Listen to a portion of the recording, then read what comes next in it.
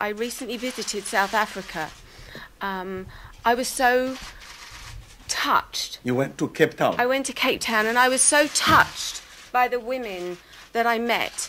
I felt inspired, and I came home and I knew I had to do something. I didn't know what I had to do, but I knew I had to do something. It's taken me getting to 40 years old to realise I have a responsibility as a woman, as a mother. I have a voice that people will listen to. And I'm taking that responsibility very seriously. This is the beginning of an incredible journey for me. I'm not going to sit here and pretend to know everything right now. I don't. I'm learning. I have people mentoring me. I'm going back to South Africa in a few weeks and then further afield next year. And I want to do whatever I can do, you know. I would do anything for my children, and I think every woman out there has the right to health, and every woman has the right to give her children a healthy future. I know that Elton John will be very happy to see you saying that. Yeah, Elton is he's a very dear friend of mine and David, and we've actually been patrons of the Elton John AIDS Foundation for over 20 years.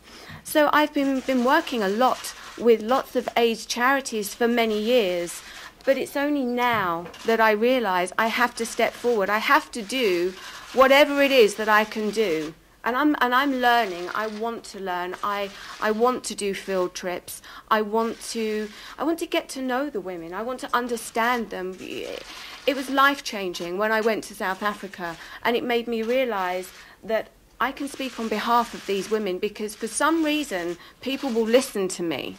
Did you visit the project of Mother to Mother? I did. It was incredible. It really was a life-changing experience, which is why I'm going back and why I want to do so much. Like I said, people will listen to me. So Secretary General Ban Ki-moon will be very happy because every woman, every child is very central to his heart. Absolutely. Children, babies should not be born with HIV, and we can stop that. We're very, very close to stopping that, yes. Which is why I'm sitting here now. We can't give up. We have to keep going. We're so close. We are so proud to have you with us. I feel so honoured to be here. I really do. And thank you. Thank you so much. I feel very humbled. I feel honoured.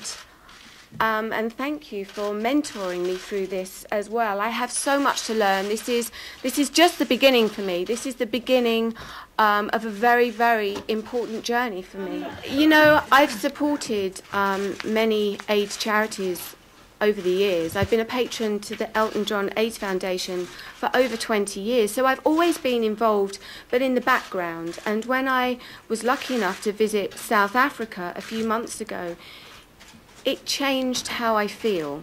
It really did. And I came home thinking, I have a responsibility. And for some reason, people will listen to what I have to say. So I'm going to speak on behalf of the incredible women and the incredible charities that are working so desperately hard in these countries. I'm going to lend my voice. And I'm going to do everything I can do. This is the beginning of the journey for me. Like I said, I'm not going to sit here and pretend to know everything at this stage. I don't, but I want to learn. I want to help. So yes, South Africa was a huge turning point for me. And I don't know, why has it taken for me to get to 40 years old to realise I need to stand up. I need to use what I have to make a difference. And I'm taking this very seriously and working with David as well. Congratulations, Nabil. I can also ask, yes. I mean, we've heard Angelina Jolie, I think, has travelled 40 times or visited 40 sites for the UN. Are you going to do more than that? Are you Britain's answer to Angelina Jolie? Oh, do you think? goodness me. Planning. I wouldn't, I'm not trying to be anybody other than myself, you know. I don't know what I can do. I want to learn. I want to learn from Michelle. I want to learn from the incredible people from the UN and the charities around me. I just want to do what I can do. I want to travel as much as I can. I want to, it's very difficult. You know, for me, it wasn't until I went to Africa and I met the women and I could see with my own eyes and I could hear with my own ears. It wasn't until then that I got it. And I don't feel that I can speak passionately and from the heart unless I visit the countries, unless I meet with the women and the children. I have to do that, and I'm excited to do that. Now, are any of the proceeds from your fashion lines going to be dedicated to this cause? Well, interestingly enough, after I got back from South Africa, what I did was I auctioned off all of my clothes that I had. Some were a little embarrassing, I'm not going to lie. Yeah, there was some looks there, Michelle. There was definitely some looks, okay?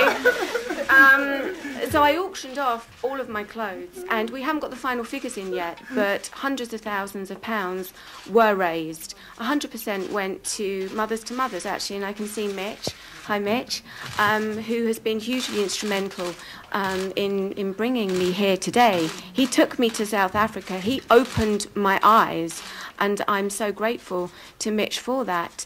So yes, so thank you.